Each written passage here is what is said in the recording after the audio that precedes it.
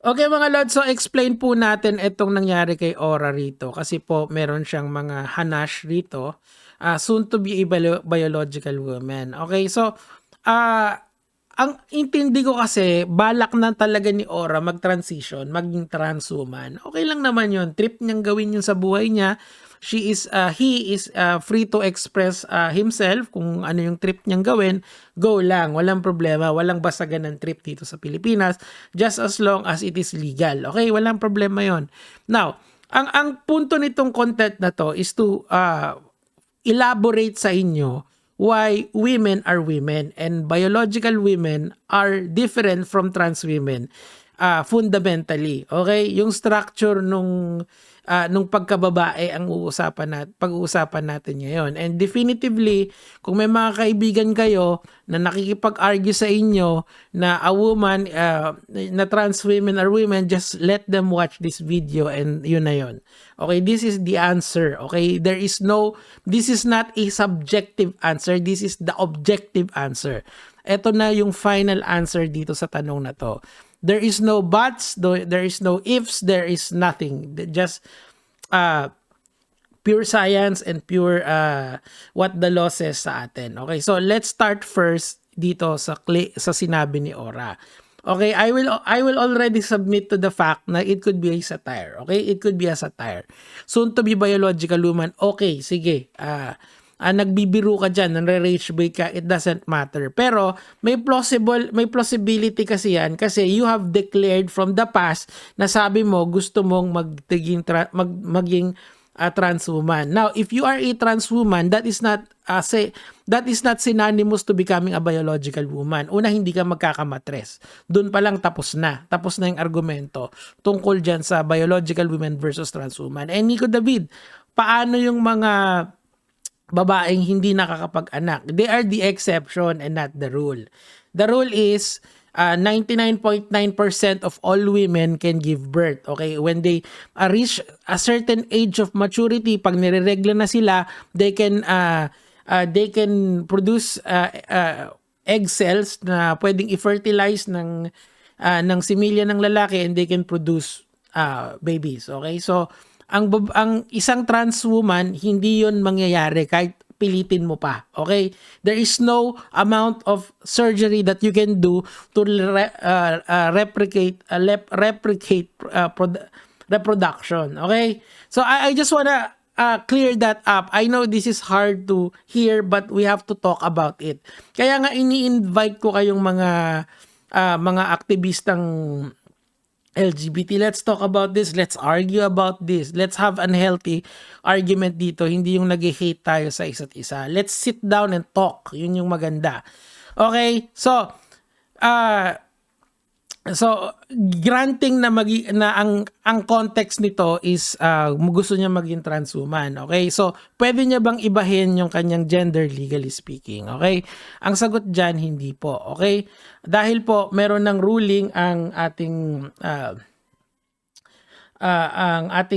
may jurisprudence na dyan. Ito, the CA granted the Republic's petition and set aside the RTC's decision. It held that there is no law allowing to change of either name or sex in birth certificate on the ground of sex reassignment through surgery. So, ibig sabihin, kung ikaw ay natagpuan na isang babae or isang lalaki nung pinanganak ka, yun na yun. Hindi mo na pwedeng ibahin yun. Touch move na yun, ika nga. Now, is this law very harsh? Sure. But you can always express yourself. Tatandaan nyo tong jurisprudence na to. Romel Silverio versus Court of Appeals. Okay. Ayan. GR number 174689. Naalala ko to kasi kapangalan ni Melo Yap. Anyway. Tuloy natin. Dito, how about yung mga cis women or yung mga hermaphrodite na hindi naman sila clearly X or Y yung chromosomes nila.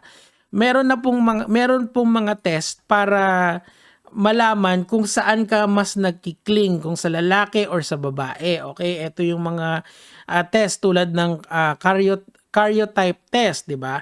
So ibig sabihin, miski pinanganak kang hermaphrodite, let's say, matetest na kung ikaw ba ay mas lalaki or mas babae. Okay? So, meaning to say, pero etong mga tao na to, you cannot use this for your argument. Bakit? They are the exception and they are not the rule.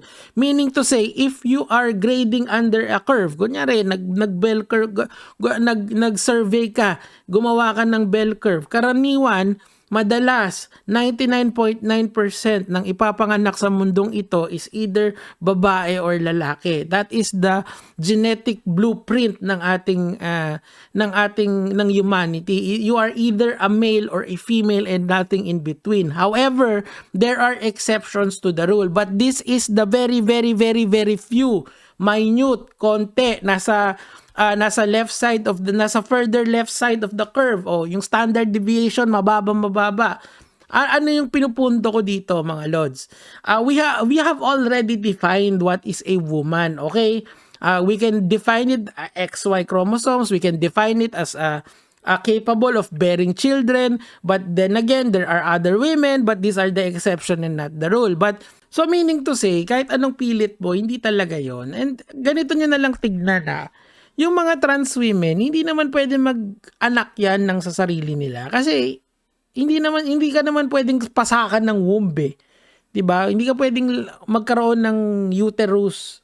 That's exclusively for female. Hindi mo pwedeng gawin yun miski paputol mo yung eng-eng mo, diba? Tsaka ang hirap na, pare. Wala nga si Junjun forever. Parang hirap na isipin. Anyway, balik tayo dito sa issue na to. And let's look at this in the perspective of social media. Do you remember, I'll give you two instances. Number one, yung si Gabe. Sabi niya ganon, trans women are women. And also, isa si Gabe dun sa mga nag-call out kay Tito Ivan, kay Tito Abdul, at saka kay Tito Mavsi. Diba? Sila kasi yung nagbabading-badingan, tapos, kinall out sila ng mga LGBT, ng mga Gen Z, diba? So pinag-pile up sila, nabash sila and all of this. And then and then there was one good argument na narinig ko doon sa isang member ng LGBT. And I hope mag-guess ko siya dito sa ating platform kasi I've already talked to her. Sabi ko, magkaroon tayo ng discussion about this. And I really wanna discuss this to her na gusto kong pag-usapan kung bakit yung idea niya. Kasi ang paradigm na ginamit niya, dapat yung mga lalaki na hindi dapat gawin na nagbabading-badingan kasi hindi naman nila alam yung struggles ng pagiging bading, di ba? So dapat hindi mo ginagawa yon kasi ang hindi mo pwedeng isatirize yun kasi nga hindi mo alam yung struggles. That was the thesis of the argument. Now, why am I bringing this up dito? Kasi I also wanna bring that same argument and slap this to their faces. Kasi what are you doing? Ito, soon to be a biological woman, tapos kumukuha siya ng mga yung modest at saka yung PH. Do you understand the struggles of a real woman? The real talk to. Utangin na. Pwede nyong call outin si Tito Mavsi tsaka si Abdul. Pero kayo hindi pwede. Teka lang naman. Di ba? Dapat kayo din. Kung yung argument na yon works for Tito Mavsi and Tito Abdul, dapat sa inyo din. Una, alam mo ba kung bakit nagmomodest ang mga babae? Alam mo ba kung bakit nagpi-PH care ang mga babae? Yung modest, alam mo ba yung struggles ng isang babae kapag sila ay nireregla? Kasi yung iba talaga naming nilipit sa sakit. Especially yung iba naman, hindi sila nireregla kasi may PCOS or something like this. Do you understand what you are doing right now? That is clearly very offensive sa mga tutunay na babae. Pero most women will find this funny kasi hindi naman sila, they know aura. Alam nila yung karakas nitong bata na to. Pero bakit pagdating kay Tito Abdul at kay Tito Mavsi, you guys ganged up on them for doing the same fucking thing? Come on. Oh, 'di ba? Yung PH care, alam mo ba kung bakit ginagamit 'yan? Ginagamit 'yan kasi pag hindi yan merong certain level of balance na meron sa sa ari ng babae na kapag hindi mo tinake care, may mga something na may amoy siya, ganon. So yung iba kailangan ng ganyan para hindi sila umalingasaw dun sa baba, 'di ba?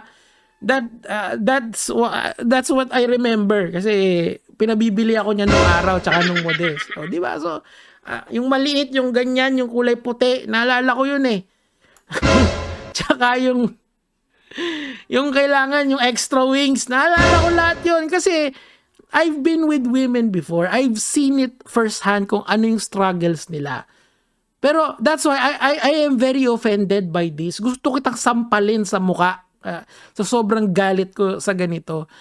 Kung kayo naiinis kayo sa bakla-baklaan, kaming mga nagmamahal ng babae is offended by this. This is fucking bullshit.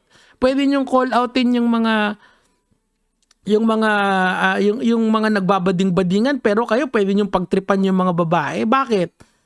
'Di ba? Nakakainis eh. Anyway, sana maintindihan niyo. I don't wanna ramble on dito kasi nagiinit lang yung ulo ko eh. I hope na yung first part nitong ating discussion, you've learned the science and the legality of all of this. If there is someone na nalilito pa rin dito, panood nyo lang tong video na to, maiintindihan nyo. Wag nyo na lang panoorin yung rant ko. Yun lang naman po yung sa akin for today, mga lods.